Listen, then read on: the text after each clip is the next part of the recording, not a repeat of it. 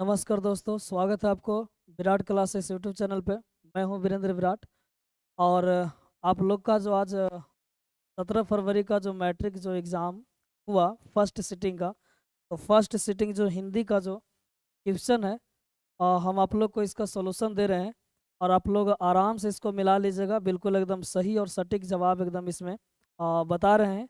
ठीक है, ये सीरीज जो है दिखाई दे रहा आप लोग का एच, ये सबका सीरीज अलग अलग होगा। बहुत सारे विद्यार्थी हैं तो सभी विद्यार्थियों का अलग अलग सीरीज मिला होगा।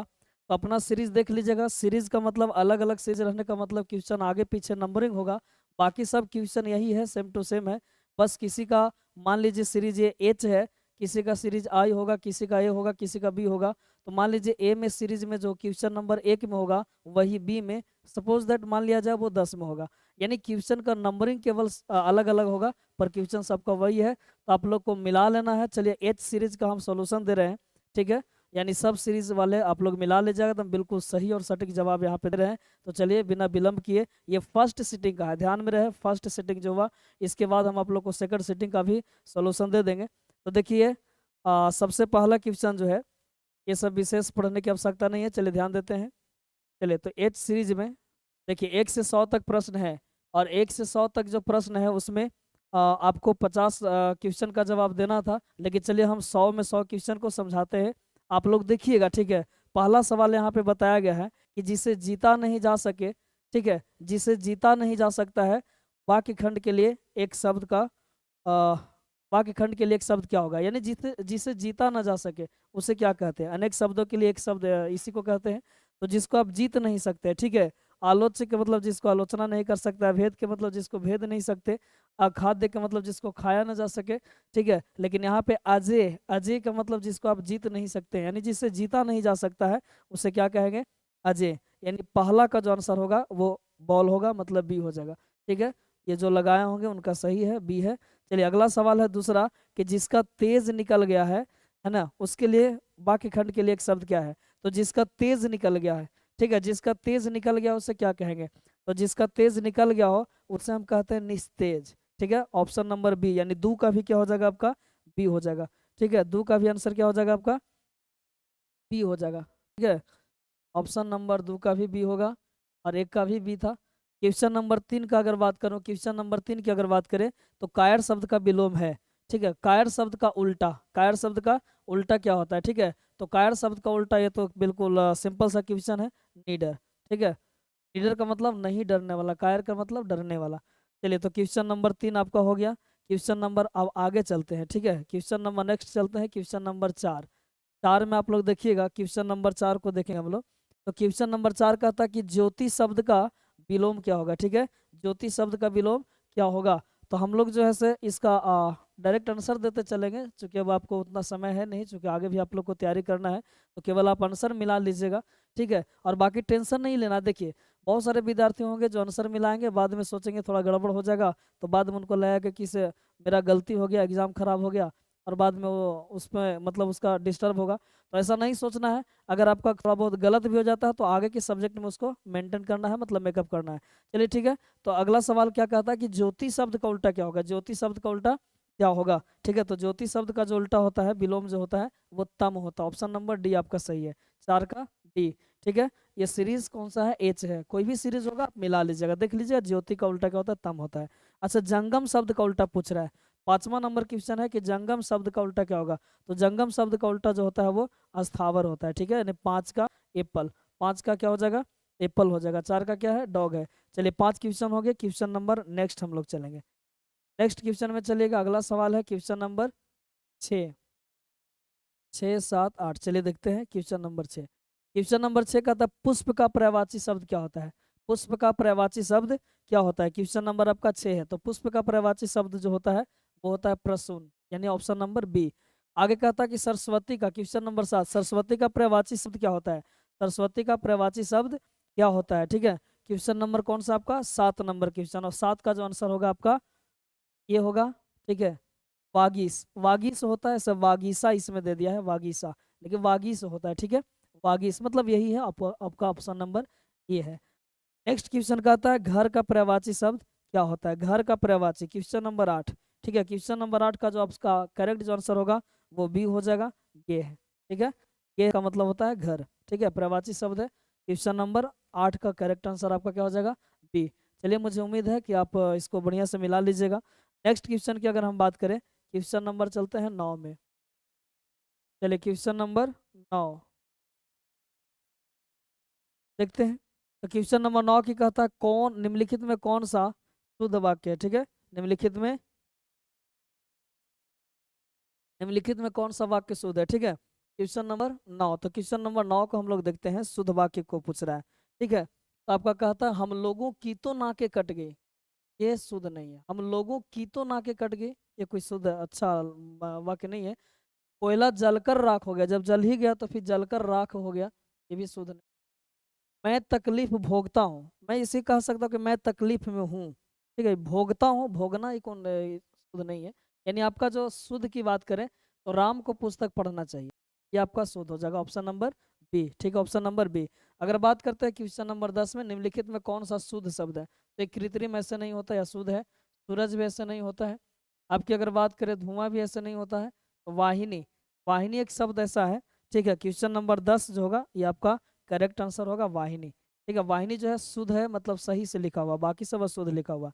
आगे पपाती लगभग कितने वर्ष की थी, तो 12 वर्ष की। कितने वर्ष की, 12 वर्ष की थी। ठीक है, यानी आपका करेक्ट जो आंसर हो जाएगा वो सी हो जाएगा, क्वेश्चन नंबर 11 का।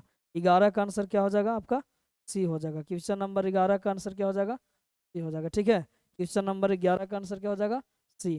चलिए, क्वेश्चन नंबर नेक्स्ट की ओर चलते हैं हम लोग, नेक्स्ट की ओर चलेंगे। अगला सवाल, अगला सवाल आपका आता है, चलिए क्वेश्चन नंबर 12। ठीक है, देख लेते हैं इसको, क्वेश्चन नंबर 12। तो 12 में कहता है, माँ शीर्षक पाठ के लेखक कौन है। माँ शीर्षक पाठ के लेखक कौन है, तो इसके लेखक आपको हो गया ईश्वर पेटलीकर, बिल्कुल सही मारा हुआ है। ठीक है, ईश्वर पेटलीकर। क्वेश्चन नंबर 13 की बात करें, माँ जी के पास आंगन में बैठकर मंगमा क्या खाती थी। ठीक है, तो मंगमा जो है दही बेचा करती थी, लेकिन ये खाने की बात कर रहा है, तो वो मंगमा क्या खाती थी, तो पान सुपारी, बिल्कुल सही है। ठीक है, क्वेश्चन नंबर 14 क्या कहता है, क्वेश्चन नंबर 14 की अगर बात करें हम, क्वेश्चन नंबर 14 में आपका है, अरे कहावत है दवा करने से तो मसान ही जगता है, यह कथन किसका है। ठीक है, तो ये कथन जो है मंगमा का है। किसका है, मंगमा का है। दवा करने से मसान ही जगता है। चलिए, क्वेश्चन नंबर नेक्स्ट चलेंगे। क्वेश्चन नंबर ये था आपका 14, क्वेश्चन नंबर क्या था, 14 था। ठीक है, अगला सवाल की ओर चलते हैं।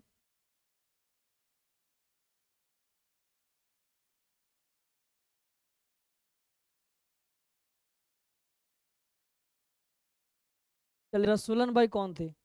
बहुत सारा क्वेश्चन जो है आपका, जो हम कल ही इसको लाइव में चला रहे थे शाम में, और कल ही लाइव में चला रहे थे। ठीक है, और वह बहुत सारा हु बहु क्वेश्चन, देखिए सब हु बहु क्वेश्चन बता रहे थे कल ही कि रसूलन भाई और बतुलन भाई। ठीक है, तो लाइव में आपका हु बहु क्वेश्चन आया है लाइव वाला, तो हमने बताया भी था कि वो आपका लड़ेगा क्वेश्चन, देखिए लड़ा भी। तो रसूलन भाई कौन थी, तो ये गायिका थी। रसूलन भाई और बतुलन भाई क्या थी, गायिका थी। एक अगला क्वेश्चन है, 16 यतीन्द्र मिश्र ने गीतकार गुलजार की कविताओं का संपादन किस नाम से किया है। ये भी क्वेश्चन हमने करवाया था AR जुलाहा के नाम से। ठीक है, बहुवचन पत्रिका के संपादक कौन है, तो बहुवचन की बात करें तो वो है अशोक वाजपेयी जी।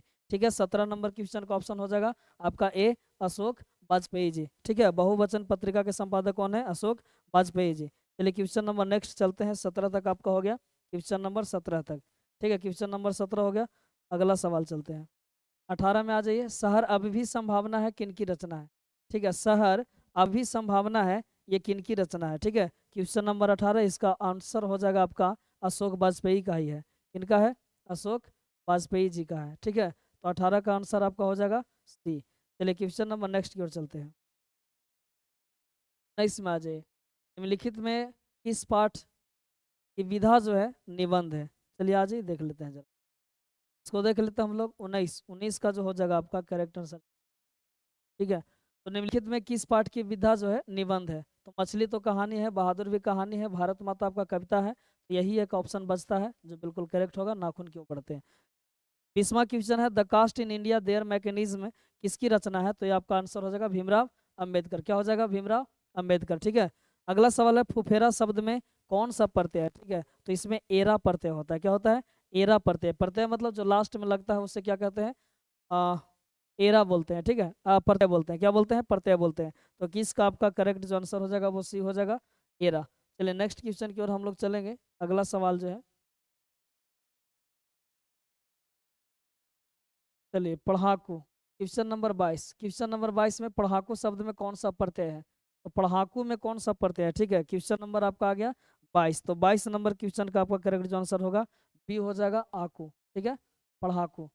आगे है मानवता किस शब्द का उदाहरण है? मानवता जो है से कौन सा शब्द होगा? रूढ़ होगा, यौगिक होगा, योग रूढ़ होगा, या फिर इनमें से कोई नहीं है? क्वेश्चन नंबर आपका 23 का हो जाएगा, आपका करेक्ट आंसर होगा, देखिए मानवता किस शब्द का उदाहरण है? यौगिक है, ठीक है, यौगिक। खलिहान किस शब्द का उदाहरण होगा? Question number 24। क्वेश्चन नंबर 24 का जो आपका करेक्ट आंसर हो जाएगा, ये खलिहान जो है ना तद्भव है। तत्सम के बिगड़े हुए रूप को क्या कहते हैं? तद्भव, तद्भव कहते हैं। और खलिहान जो है ये तद्भव ही होगा, क्या हो जाएगा आपका? तद्भव होगा, ठीक है। चलिए नेक्स्ट क्वेश्चन की बात करें, आ जाते हैं अगला क्वेश्चन। Question number 25। खटास किस संज्ञा का उदाहरण है? खटास जो है किस संज्ञा का उदाहरण है? ठीक है, क्वेश्चन नंबर 25। 25 में कहता है खटास किस शब्द का उदाहरण है? तो आपका भाववाचक हो जाए, ठीक है, खट्टा मीठा भाववाचक। नेक्स्ट क्वेश्चन की ओर अगर बात करें, अगला सवाल, निम्न में कौन व्यक्तिवाचक संज्ञा का उदाहरण है? Question number 36, 26, sorry 26, question number 26, ठीक है। 26 में कहता कि निम्न में कौन व्यक्तिवाचक संज्ञा का उदाहरण है? कौन सा व्यक्तिवाचक संज्ञा का उदाहरण है? 26 में आपका हो जाएगा, आपका करेक्ट जो आंसर हो जाएगा ना, 26 में कौन व्यक्तिवाचक संज्ञा का उदाहरण है? तो आपका करेक्ट हो जाना चाहिए पारिजात। कि पारिजात इसलिए होगा कि ये नाम है, ठीक है, ये महाभारत में इसका जिक्र किया गया था पारिजात का, ऐसे एक वृक्ष के नाम बताया गया था पारिजात, ठीक है। तो आपका जो करेक्ट आंसर हो जाएगा, व्यक्तिवाचक की बात कर रहा है तो व्यक्तिवाचक में आपका पारिजात हो जाएगा, जो नाम है जिसका जिक्र महाभारत में किया गया है। इसलिए 26 का करेक्ट आंसर आपका हो जाएगा बी। ये दानव जो है ये गलत मार लिए हैं, दानव नहीं होगा, पारिजात होगा, ठीक है। और बाकी आप विशेष आलतू फालतू आंसर सेट के चक्कर में मत रहिएगा। जो भी आंसर सेट आपको बताया जा रहा है, जो भी आंसर आपको बता रहे हैं, बिल्कुल करेक्ट बता रहे हैं, और बाकी आलतू फालतू के चक्कर में नहीं रहना है, ठीक है। बिल्कुल इसको थोड़ा सा देरी से ही आए हैं, लेकिन सही आंसर लेकर के आए हैं आपके पास, ठीक है। बिल्कुल आपका सटीक आंसर है, और इसमें एक भी बिल्कुल आप गलत नहीं है आपका है। चलिए ध्यान देते हैं। अगला है 27। 27 में है सांप का स्त्रीलिंग शब्द क्या होता है? सांप का स्त्रीलिंग होता है सांपिन। हालांकि सांपिन ऐसे लिखा जाता है, सांपिन। अगर ये सपनी है इसलिए नहीं होगा। आपका करेक्ट आंसर क्या हो जाएगा? मतलब ए होगा, ऑप्शन नंबर एप्पल, ठीक है, सांपिन। Question number 27। चलिए क्वेश्चन नंबर आगे चलते हैं। निम्न में कौन सा शब्द पुल्लिंग है? तो मृत्यु स्त्रीलिंग है, कृति स्त्रीलिंग है, रोटी स्त्रीलिंग है। आपका विवाह जो एक ऑप्शन होगा, ये विवाह, चूंकि विवाह हुआ, विवाह संपन्न हुआ, ना कि विवाह संपन्न हुई, तो विवाह जो है पुल्लिंग शब्द हो जाएगा। तो 28 का करेक्ट आंसर क्या हो जाएगा? डी, यानी डॉग। चलिए नेक्स्ट क्वेश्चन की ओर चलते हैं। 28 के बाद आ जाइए क्वेश्चन नंबर 29। इसमें कहता है कि कुल सर्वनाम कितने हैं? हिंदी में कितने सर्वनाम है? तो अगर हम हिंदी की बात करें तो हिंदी में कुल 11 सर्वनाम है। अगर पूछता कि सर्वनाम कितने प्रकार के हैं, तब 6 प्रकार के बोलते, ठीक है। लेकिन सर्वनाम कुल कितना है, जैसे बोलते हैं ना, मैं, तुम, यह, वह, जो, सो, कई, ये सब क्या है? सर्वनाम है। तो यही सर्वनाम की संख्या हिंदी में कितना है? 11 है, ठीक है। अगला सवाल कहता कि दाल में कुछ है, किस सर्वनाम का उदाहरण है? तो कुछ है मतलब पता नहीं है क्या है, कुछ न कुछ है, इसका मतलब कि अनिश्चयवाचक सर्वनाम हो जाएगा, क्या हो जाएगा? अनिश्चयवाचक। अगला सवाल कहता है नौकर की कमीज किन की रचना है? Question number 31। क्वेश्चन नंबर 31, नौकर की कमीज किन की रचना है? तो यह है विनोद कुमार शुक्ल जी का, option number D, option number D. चलिए क्वेश्चन नंबर नेक्स्ट की ओर चलते हैं। 31 तक हो गया आपका। फास्ट में चलते हैं 32। 32 नंबर क्वेश्चन देखिए, तो 32 नंबर क्वेश्चन में कहता है कि अभिन्यों में साथ रहकर लगभग 30 संयुक्त कविताएं लिखी थी, ठीक है। तो कौन कौन साथ में रह करके? तो ये आपका करेक्ट आंसर हो जाएगा डी में, आंद्रे ब्रेता, रेने शाह और पाल एलवार ने। चलिए क्वेश्चन नंबर 33 है, पंडित बिरजू महाराज ने गंडा किससे बंधवाया था? तो 500 रुपया दे करके गंडा इसने अपने बाबूजी से बंधवाया था, ऑप्शन नंबर डी। अगला सवाल कहता है कि परंपरा का मूल्यांकन शीर्षक पाठ के लेखक कौन है? तो रामविलास शर्मा। 34 का क्या आपका आंसर हो जाएगा? ए हो जाएगा, ठीक है। नेक्स्ट क्वेश्चन को चलते हैं। क्वेश्चन नंबर नेक्स्ट में चलिएगा, नेक्स्ट में चलिए। 31 तक हो गया, परंपरा को मूल्यांकन 34 तक। चलिए 34 के बाद आ जाइए 35 में। Question number 35। देखिए सब आप लोग को क्वेश्चन करवाया थे कल, लाइव में आप लोग का क्वेश्चन ये सब करवाया गया था, ठीक है। बहादुर कहाँ से भाग कर आया था? वो बहु क्वेश्चन आया आपका नेपाल से, बादशाह अकबर ने जो सिक्का चलाया था उस पर किनकी आकृति अंकित थी, तो वो रामासी सीता, राम और सीता की। किसका? राम और सीता का। क्वेश्चन नंबर नेक्स्ट अगर चलेंगे हम लोग, नेक्स्ट क्वेश्चन चलते हैं। तो प्राणी शास्त्रियों का ऐसा अनुमान है कि मनुष्य का अनावश्यक अंग उसी प्रकार झड़ जाएगा जिस प्रकार उसकी पूंछ झड़ गई है। तो यह किस पाठ से लिया गया है? तो ये हजारी प्रसाद द्विवेदी का लिखा हुआ है, नाखून क्यों बढ़ते हैं, और उसी से बात ये वाक्य लिया गया। ठीक है, नेक्स्ट क्वेश्चन की ओर चलते हैं। 27 तक आपका हो गया। आज ये क्वेश्चन नंबर, सॉरी 37 तक हो गया, 37 तक हो गया। चलिए क्वेश्चन नंबर 38, 38 में चलिए, क्वेश्चन नंबर 38 में आ जाते हैं। तो क्वेश्चन नंबर 38 बताता है, 38 में क्वेश्चन नंबर 38 कहता है कि मैक्स मुलर ने किस रचना का जर्मन भाषा में अनुवाद किया था, यानी पद अनुवाद किया था। ये भी कल का हूबहू क्वेश्चन है मेघदूत का। ठीक है, नलिन बिलोचन शर्मा के अनुसार महल और झोपड़ी वालों की लड़ाई में अक्सर कौन जीतते हैं? तो ये भी आपको बताया हुआ है, महल वाले अक्सर जीतते हैं। वो कब? जब झोपड़ी वाले उनके मदद कर देते हैं तब। अगला सवाल आपका जाता है कि धरती कब तक घूमेगी, शीर्षक पाठ की नायिका कौन है? तो धरती कब तक घूमेगी, इस शीर्षक पाठ का नायिका है सीता। कौन है? सीता है। क्वेश्चन नंबर नेक्स्ट चलते हैं, 40 हो गया आपका। चलिए 41 आ जाइए। 41 में कहता है ना, क्वेश्चन नंबर 41 में कहता है कि रामधारी सिंह दिनकर का जन्म कहाँ हुआ था? ये भी आपका हूबहू क्वेश्चन है, सिमरिया बेगूसराय बिहार में। ठीक है, आगे कहता है किनके पिता एक प्रख्यात पुरातत्ववेत्ता थे? Question number 42। क्वेश्चन नंबर अगर हम 42 की बात करें तो वो आपका है सच्चिदानंद हीरानंद वस्यान अगेजी का।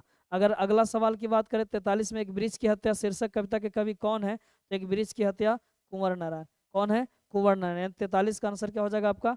डॉग हो जाएगा। चलिए क्वेश्चन नंबर नेक्स्ट चलते हैं, 43 तक हो गया आपका। क्वेश्चन नंबर 44, 44 में कहता है कि जीवनानंद दास किस भाषा के सम्मानित कवि हैं? जीवनानंद दास की अगर बात करें किस भाषा के सम्मानित कवि हैं? क्वेश्चन नंबर आपका है 44, तो 44 का करेक्ट आंसर हो जाएगा आपका बॉल, मतलब बांग्ला भाषा के। बीजाक्षर किसकी रचना है? तो या नामका का। 45 का एप्पल हो जाएगा, 45 का क्या हो जाएगा? एप्पल। 46, रेनर मारिया रिल्के की माता का नाम क्या था? तो इनके माता का नाम था सोफिया। माता का नाम क्या था? सोफिया। Option number D. 46 का क्या हो जाएगा? डी। चलिए 46 के बाद आते हैं हम लोग 47 में। चलिए 47 है, 47, 47, 47, क्वेश्चन नंबर 47। क्वेश्चन नंबर 47 में कहता है कि जीजी वीसा शब्द का अर्थ क्या होता है? जीजी वीसा शब्द का अर्थ क्या होता है? तो जीजी वीसा का मतलब होता है जीने की लालसा, जीने की लालसा, यानी 47 का एप्पल। 48 में कहता है बाबा साहब भीमराव अम्बेडकर का जन्म किस परिवार में हुआ था? तो एक दलित परिवार में हुआ था, महू मध्य प्रदेश में। ठीक है, ये भी क्वेश्चन सब करवाया हुआ क्वेश्चन है। अच्छा, एक बिल्कुल ही आसान सा क्वेश्चन पूछ दिया गया है, महात्मा गांधी का निधन कब हुआ, मतलब मृत्यु कब हुई थी? ठीक है, 30 जनवरी 1948 ईस्वी में। अगला सवाल है कि बिस्मिल्लाह खां साहब 80 बरस से प्रार्थना में क्या मांग रहे हैं? तो देखिए 80 बरस से बेचारे सूर मांगते थे, सूर। क्या मांगते थे? सूर। ठीक है, धन दौलत की आवश्यकता नहीं था, सूर मांगते थे कि कहीं सूर फटा सूर ना बख्श दे। तो बिस्मिल्लाह खां जो है नहीं, 50 का आपका करेक्ट आंसर हो जाएगा आपका बी। 50 का आंसर क्या हो जाएगा? बी हो जाएगा। चलिए हम आगे क्वेश्चन की ओर चलते हैं। 50 तक आपका हो गया, 50 के बाद नेक्स्ट चलेंगे। आ जाइए 51, 51 में चलते हैं। निम्नलिखित में कौन सा अशुद्ध शब्द है? अशुद्ध। ठीक है, क्वेश्चन नंबर आपका 51। तो 51 की बात करें, अशुद्ध शब्द की बात कर रहा है। तो 51 में बात करेंगे अशुद्ध शब्द, तो 51 का आपका करेक्ट आंसर हो जाएगा अशुद्ध। देख लीजिए, अशुद्ध के मतलब जो गलत लिखा गया, क्या लिखा गया है? गलत लिखा गया। और गलत लिखा जाने वाला जो आपका जो है यह है दुष्कर, क्योंकि दुष्कर आप ऐसे लिख सकते, ये दुष्कर शुद्ध होता है। ठीक है, लेकिन ऐसा ना लिखकर कैसा लिख दे, इसलिए करेक्ट आंसर क्या हो जाएगा? ये। गलत पूछ रहा था, गलत कौन लिखा होता है? 51 का क्या हो जाएगा? एप्पल। 52 की बात करें अगर, दोष शब्द का विशेषण क्या होगा? ठीक है, तो ऐसे दोष का विशेषण दोषित, दूषित होना चाहिए, तो 52 का एप्पल ही होगा। अगर बात करें हम नेह शब्द का, ठीक है, किसका? नेह। तो नेह की अगर बात करें तो नेह जो है ना, नेह शब्द का विशेषण क्या होगा? ठीक है, तो नेह शब्द यानी क्वेश्चन नंबर 53, क्वेश्चन अगर अगर हम 53 की बात करें तो नेह का होता है आपका नेही। ठीक है, क्या आंसर हो जाएगा? 53 का कैट। 53 का क्या हो जाएगा? कैट हो जाएगा। चलिए क्वेश्चन नंबर नेक्स्ट बढ़ते हैं, 54। 54 में देखिए, 54 वाला थोड़ा जो क्वेश्चन है ना आपका, इसमें थोड़ा सा करेक्ट ऑप्शन नहीं दिया गया है, क्योंकि तामस शब्द का पर्यायवाची, तामस का पर्यायवाची की अगर बात करें हम ना, तामस की पर्यायवाची की अगर बात करें तो इसमें अगर बात किया जाए तामस के पर्यायवाची शब्द में, तो देखिए तामस का मतलब आप लोग जानते हैं कि अंधकार होता है। ठीक है, या अंधियारा कह सकते हैं, तिमिर कह सकते हैं, या फिर आप बोल सकते हैं तमोगुण, या अंधकारमय अज्ञान। लेकिन इसमें एक भी ऑप्शन आपका नहीं दिया गया, न अंधकार, तम, तिमिर, अंधेरा, तमस। तो ये सब होना चाहिए, तमस होना चाहिए, लेकिन तामरस दिया हुआ है, तो इसलिए इसको थोड़ा सा आप डॉट में रखें। ठीक है, कोई ऑप्शन इसमें नहीं मिल रहा है, समझ गया। तो नेक्स्ट क्वेश्चन की अगर हम बात करें, अगला सवाल देखिएगा। अगला सवाल कहता है आपका 55, मेरी बहन स्वाति अपनी सहेली के घर गई है। ठीक है, मेरी बहन स्वाति अपने सहेली के घर गई है, यह किस वाक्य का उदाहरण है? क्वेश्चन नंबर आपका है 55। तो 55 जो क्वेश्चन है ना, इसका करेक्ट जो आंसर हो जाएगा, ये सरल वाक्य का उदाहरण है। इसका है सरल वाक्य। क्वेश्चन अगर हम 56 की बात करें, कहता निम्नलिखित में कौन कर्मवाच्य का उदाहरण है? क्वेश्चन नंबर 56 कर्मवाच्य का उदाहरण कहता, तो कर्मवाच्य का उदाहरण जो होगा, इसमें संगीता द्वारा रोटी पकाई गई, यानी ऑप्शन नंबर सी 56 का क्या हो जाएगा आपका आंसर? कैट हो जाएगा। चलिए क्वेश्चन नंबर 57 में चलते हैं। ठीक है, क्वेश्चन नंबर 57 में चलिएगा, पर्याप्त शब्द में कौन सा उपसर्ग है? चलिए, उपसर्ग का मतलब जो पहले लगता है। ठीक है, पर्याप्त शब्द में कौन सा उपसर्ग है? आपका क्वेश्चन नंबर है 57। 57 का आपका जो करेक्ट आंसर जो होने वाला है, वो एप्पल हो जाएगा। क्या हो जाएगा? परी।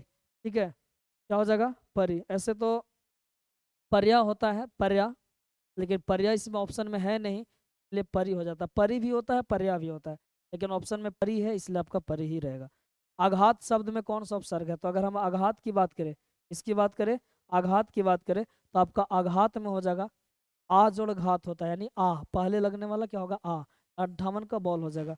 अगर हम कुपात्र की बात करें, कुपात्र शब्द में कौन सा उपसर्ग होगा? तो पात्र एक शब्द है, पात्र में जो पहले लगा है वो है कु, यानी ऑप्शन नंबर डी, यानी डॉग हो जाएगा। 59 का क्या हो जाएगा?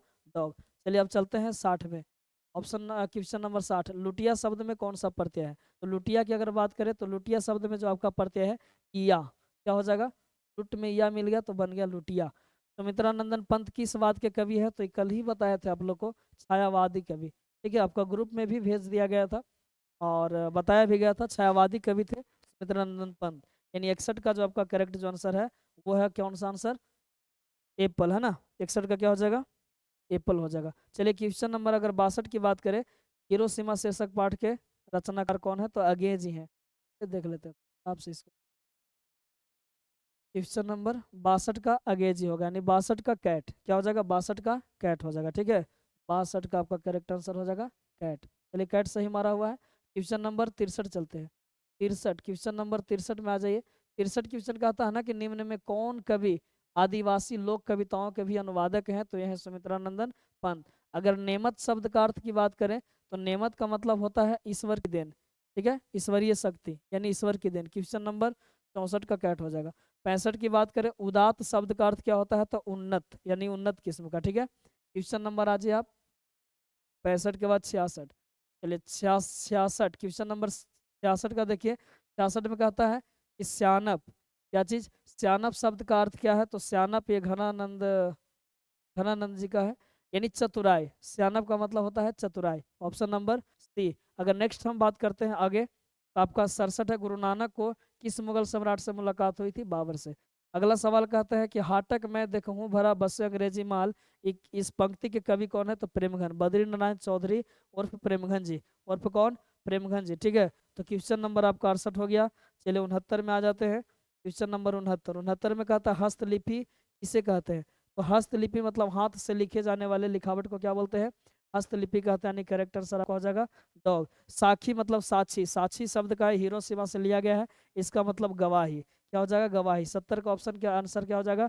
कैट। अगला सवाल कहता है कि निम्न में कौन पंचम अक्षर है? पंचम का मतलब पांचवा, जैसे बोलते हैं ना, लिखते हैं ना, क ख ग घ अंग, पहला क, दूसरा ख, दूसरा तीसरा ग, चौथा घ, पांचवा अंग। तो उस तरह से पांचवा क्या है? छ, छ तो दूसरा हो गया, ता पहला हो गया, पांचवा अगर ता था दा था ना, इसका मतलब ये हो जाएगा पांचवा अक्षर। ठीक है, पंचम अक्षर कौन हो जाएगा? यानी 71 का करेक्ट आंसर क्या हो जाएगा? डॉग। चलिए आगे चलते हैं, क्वेश्चन नंबर 72। चलिए 72 एकदम बिल्कुल ये सब लइकन वाला क्वेश्चन पूछा गया है जी। इतना इजी क्वेश्चन सोच तो नहीं सकते थे। ये पूछा कि त्र किन वर्णों के मेल से बना है? त्र आपको बताया भी होंगे, पहले भी पढ़े भी होंगे कि ता में रा मिलाते हैं तो बन जाता है त्र, बन जाता है। का में मूर्धनी सा मिलाते हैं तो ये बन जाता है सनोगी छ। ठीक है, और ज में या मिला देते हैं तो बन जाता है या। समझ गए? ये सब बताया गया था। तो ये कह रहा था कि त्र किन वर्णों से बन के मिल गया, किन वर्णों के मेल से बना है? तो ता जोड़ रा, ऑप्शन नंबर क्या हो जाएगा? बॉल। अगला है कि निम्न में कौन दीर्घ स्वर है? तो ऊ ह्रस्व है, ई ह्रस्व है, आ भी ह्रस्व है, ये जो देखिए दीर्घ, दीर्घ का मतलब बड़ी मात्रा वाला, तो दीर्घ स्वर होगा बॉल। ठीक है, 73 का बॉल। 74 की बात करें, ऊ का उच्चारण स्थान क्या होगा? तो ऊ उपवर्ग का उच्चारण स्थान क्या होता है? ओष्ठ होता है ना। बोल करके भी देख सकते हैं, ऊ ऊ ऊ बोलिए, देखिए होठ जो है ना ये सटता है, होठ क्या होता है? सटता है। और जब ओठ जो है जो आपस में सटेंगे तो क्या बोलेंगे? ओठ, है ना। जैसे प प फ, यानी ऊ पवर्ग बोलिएगा तो उसका उच्चारण स्थान क्या होता है? ओष्ठ होता है। आगे है, ये सब लइकन का क्वेश्चन है, नीचे क्लास में लइकन इस सब सवाल को पढ़ता है, और आप लोग को पूछा गया, तो मुझे उम्मीद है कि आप लोग काफी अच्छा बनाए होंगे। ठीक है, कहीं कोई दिक्कत नहीं हुई होगी जिस तरह का क्वेश्चन पूछा गया। आगे चलिए, 75 नंबर क्वेश्चन, निम्न में कौन उसमें व्यंजन है? बताइए तो, इतना इजी सा क्वेश्चन पूछा गया, उसमें व्यंजन। ठीक है, अगर हम अंतस्थ व्यंजन की बात करें तो अंतस्थ व्यंजन होता है यार अलावा, स्पर्श व्यंजन 25 होता है, कवर्ग से लेके पवर्ग तक, और उसमें व्यंजन तो लवी सा, मूर्धनी सा, दंती सा, ये सब क्या है? उसमें व्यंजन है। और है, यानी करेक्ट आंसर क्या हो जाएगा आपका? 75 का कैट। 75 का करेक्ट आंसर क्या हो जाएगा आपका? कैट। चलिए क्वेश्चन नंबर नेक्स्ट में चलते हैं, क्वेश्चन नंबर 76। जप्पू जी किन की रचना है? ठीक है, जप्पू जी किन की रचना है? कल ही तो ये सब करवा रहे थे आप लोग को। जप्पू जी किसकी रचना है? जप्पू जी रहीरास, सोहिला, गुरु नानक का। रसखान किस छंद में सिद्ध थे? सवया में। कल ही सब बताया, सवया में। 77 का एप्पल। ठीक है, 76 का कैट, 77 का एप्पल। आगे सवाल का था 78 में, किसने जीर्ण जनपद नामक एक काव्य लिखा जिसमें क्या बोलते हैं, ग्रामीण जीवन का यथार्थवादी चित्र दर्शाया गया है? तो क्वेश्चन नंबर 78। क्वेश्चन नंबर अगर हम 78 की बात करें तो आपका जो करेक्ट आंसर हो जाएगा वो सी हो जाएगा, बद्री नारायण चौधरी उर्फ प्रेमघन, उर्फ क्या हो जाएगा? प्रेमघन। क्वेश्चन नंबर 78 का कैट। चलिए अब 79 में आते हैं, क्वेश्चन नंबर 79 में आ जाइए। धनानंद किस भाषा में लिखते थे? देखिए सब कल किया गया क्वेश्चन है, टोटल हमने बोला था कि आपका लड़ेगा क्वेश्चन, और सच में देखिए लड़ा है। ठीक है, तो ये जो है ना, धनानंद किस भाषा के कवि थे? तो ब्रज भाषा। बहुत अच्छा। ठीक है, अगला है 80 नंबर क्वेश्चन, सुमित्रा नंदन पंत की माता का नाम क्या था? Saraswati Devi. Option number C cat. अगला सवाल आता है 81 नंबर, सवाल आता है 81, क्वेश्चन नंबर 81। निम्नलिखित में कौन सा शब्द विसर्ग संधि का उदाहरण है? तो अगर हम विसर्ग संधि की बात करें तो मनोयोग जो है ना, इसका संधि विच्छेद करिएगा, अगर तोड़िएगा तो मनः जोड़ योग होता है, मनः जोड़ योग, यानी मनः जोड़ योग, ये होता है मनोयोग। तो मनः जोड़ योग यानी मनः, ये जो है ना ये विसर्ग है, क्या है? विसर्ग है। जब विसर्ग आ जाता है तो इसी को बोलते हैं विसर्ग संधि, यानी आपका करेक्ट आंसर हो जाएगा सी। 81 का क्या हो जाएगा आंसर आपका? सी हो जाएगा। चलिए क्वेश्चन नंबर 82 में आते हैं, 82 में आते हैं, 82 82 उपजोड़ इच्छा, उपजोड़ इच्छा से क्या बनेगा? तो देखिए ना, ऐसे भी अगर आप लोग छाटिएगा भी ना तो आपसे बन जाएगा। ये ऊ पीछा है, पीछा तो होगा नहीं। आप पेछा, आ का उच्चारण हुआ नहीं है। आप पीछा, ये भी नहीं होगा। आपका जो उपजोड़ इच्छा मतलब उपेक्षा, क्या हो जाएगा? उपेक्षा। करेक्ट आंसर क्या हो जाएगा? बॉल। 83 की अगर बात करें नारायण, ठीक है, नारायण शब्द का संधि विच्छेद क्या होता है? तो नारा जोड़ आयन, ये गलत है, ये गलत है, ये गलत है। ऐसा अगर हम ऑप्शन की बात करें तो सच पूछे तो नारायण का संधि विच्छेद जो होता है ना, वो होता है नर जोड़ अयन। ठीक है, नर जोड़ अयन। लेकिन सब में ऑप्शन दिया है नार, नार दिया है, लेकिन तब इसमें अगर चारों में अगर ऑप्शन देखा जाए तो इस अनुसार से आपका आंसर होना चाहिए बॉल, नार जोड़ अयन। लेकिन करेक्ट अगर बात करें तो नर जोड़ अयन होता, नार नहीं शब्द। देखिए संधि विच्छेद का मतलब दो शब्द मिलते हैं, तो नार कोई शब्द नहीं है, लेकिन हाँ नर है, नर का मतलब पुरुष, या फिर जो भी नर मतलब जो नर मादा का नाम सुना नर, तो देखिए नर एक शब्द है, जबकि ये नार शब्द नहीं है। लेकिन फिर भी चलिए ऑप्शन में आपका नार दिया हुआ है, तो इस चारों ऑप्शन की अगर बात करें तो चारों में करेक्ट क्या होगा? बॉल, ऑप्शन नंबर बी। ठीक है, अगर 84 नंबर क्वेश्चन की बात करें तद्धित में, तो तत् जोड़ हित, तद्धित का संधि विच्छेद होता है तत् जोड़ हित, यानी 84 का एप्पल। अगर अब आगे चलते हैं क्वेश्चन नंबर 85 में, क्वेश्चन नंबर 85 में आ जाइए। क्वेश्चन नंबर 85 की बात करें तो इसमें कहता है खर्रा आते राह खर्च, राह खर्च के मतलब राह के लिए खर्च होता है, नहीं बोलता कि राह कर माने रास्ता में खर्चा के लिए कुछ रख लो, तो उसको बोलेंगे राह खर्च। मतलब इसका समास विग्रह करिएगा, राह खर्च मतलब रास्ता के लिए खर्च, यानी राह के लिए खर्च। तो ऑप्शन नंबर बी बॉल हो जाएगा। शरणागत शब्द में कौन सा समास है? तो शरणागत, ठीक है, ये ऐसे कर्म तत्पुरुष बता सकते हैं, कर्म तत्पुरुष। ठीक है, शरणागत शरण को आने वाला, कर्ता ने कर्म को, यानी शरणागत के मतलब जो शरण को आ गया है ना, शरण को आने वाला क्या कहलाएगा? शरणागत। तो शरणागत में कौन समास है? कर्म तत्पुरुष। अगर हम बात करते हैं 87 नंबर क्वेश्चन की, समक्ष शब्द किस समास का उदाहरण है? समक्ष की अगर बात करें, क्वेश्चन नंबर आपका 87, तो समक्ष में जो होगा ये आपका हो जाएगा अवयवी भाव समास। कौन सा समास हो जाएगा? अवयवी भाव समास, ठीक है। अगर क्वेश्चन नंबर अगर 88 की बात करें, चलिए अब आ जाते हैं 88 में। क्वेश्चन नंबर 88 की बात करें दोपहर, तो दोपहर मतलब ये संख्या का बोध कर रहा हो। जब संख्या का बोध करता है ना तो हम लोग बोलते हैं द्विगु समास। द्विगु समास जिसमें संख्या का बोध हो, और ये दोपहर के मतलब दोपहर, दो दो संख्या है, तो इसलिए आपका इसका करेक्ट आंसर हो जाएगा डी यानी डॉग। चलिए क्वेश्चन नंबर चलते हैं 89। क्वेश्चन नंबर 89, 89 में कहता है गर्दन पर सवार होने वाला। गर्दन पर सवार होना मुहावरा का अर्थ क्या होगा? देखिए ना, एकदम बोलता है ना कि एकदम गर्दन पे सवार है, मतलब पीछा छोड़िए नहीं रहा है। ठीक है, बोलते हैं लोग कि पीछा नहीं छोड़ रहा, मतलब गर्दन पे सवार है। और जब गर्दन पे सवार होना मुहावरा के अगर अर्थ की बात करेगा तो बोले क्वेश्चन नंबर कौन सा है? 89। कौन सा है? 89। तो 89 नंबर क्वेश्चन का आपका आंसर हो जाएगा बॉल। बिल्कुल सही मारा हुआ है, पीछा नहीं यानी पीछा करना। होनहार बीरवान के हित होनहार बीरवान के होत चिकने पात, लोकोक्ति का अर्थ क्या होता है? ये लोकोक्ति है, क्वेश्चन नंबर 90। तो 90 का जो आपका करेक्ट आंसर हो जाएगा सी। होनहार के लक्षण पहले से ही दिखाई पड़ने लगते हैं, यानी होनहार बीरवान के होत चिकने पात, ये पलाही से पता चलने लगता है कि कितना होनहार आप हैं। क्वेश्चन नंबर अगर हम आगे बात करें 91 का, तो 91 में कहता है कि यह घर नवीन का है।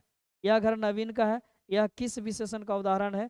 ये जो होगा ना आपका सर्वनामिक विशेषण का उदाहरण हो जाएगा 91 का बॉल। अगर क्वेश्चन नंबर 92 में चलते हैं, क्वेश्चन नंबर 92 में, 92 का आपका है थान भर कपड़ा, यह किस विशेषण का उदाहरण है? तो थान भर मतलब कुछ परिमाण, परिमाणवाचक की बात कर रहा है। क्वेश्चन नंबर आपका कितना है? 92। 92 का अगर करेक्ट आंसर की बात करें तो ये हो जाएगा आपका परिमाणवाचक, बिल्कुल सही है। 93 शाश्वत खाता होगा। खाता होगा अगर बात ही कर रहा है, शाश्वत खाता होगा। देखिए ना, संदिग्ध में बात कर रहा है, ऐसे भी बोलता है ना खाता होगा, कन्फर्म नहीं बोल रहा कि खा रहा है, चाहे खाता होगा, मतलब कुछ ना कुछ संदिग्ध में बातें कर रहा है, क्लियर नहीं बोल रहा, संदिग्ध की बात कर रहा है। तो क्वेश्चन नंबर 93 का आपका करेक्ट जो आंसर वो हो जाएगा कैट। क्वेश्चन नंबर अगर 94 की बात करें, निम्न में कौन वाक्य अकर्मक क्रिया का उदाहरण है? अकर्मक क्रिया की जगह में कर्म पर कोई भार नहीं पड़ा, माने कर्म ना हो, एक ऑब्जेक्ट ना रहे। तो मनीष बिस्कुट खाता है, बिस्कुट ऑब्जेक्ट हो गया। दीपा गीत गाती है, भाई क्या गाती है, माने सवाल करके कौन चीज तो कर जवाब मिल जाए, तो हो जाएगा कर्म कारक का उदाहरण होगा, लेकिन अकर्मक कहता है। ठीक है, गाय घास खाती है, तो गाय तो खाती है, कोई चीज तो घास खाती है। प्रेमा सोती है, एकरा में कोई पूछा क्या सोती है, जवाब नहीं मिलेगा, इसका मतलब कि इसमें अकर्मक क्रिया का उदाहरण है। ऑप्शन नंबर बॉल हो जाएगा। 94 का क्या हो जाएगा आपका? बॉल हो जाएगा।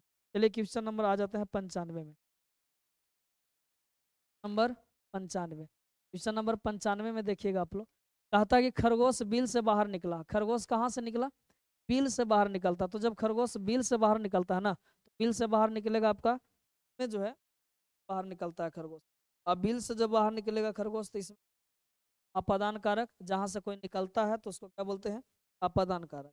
ठीक है, पंचमी विभक्ति इसमें तो हो जाएगा आपका डी।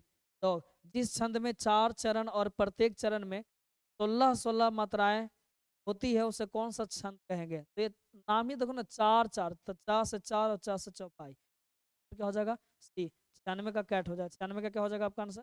कैट हो जाएगा। अगर हम बात करते हैं, चलिए 97 और 97, 98,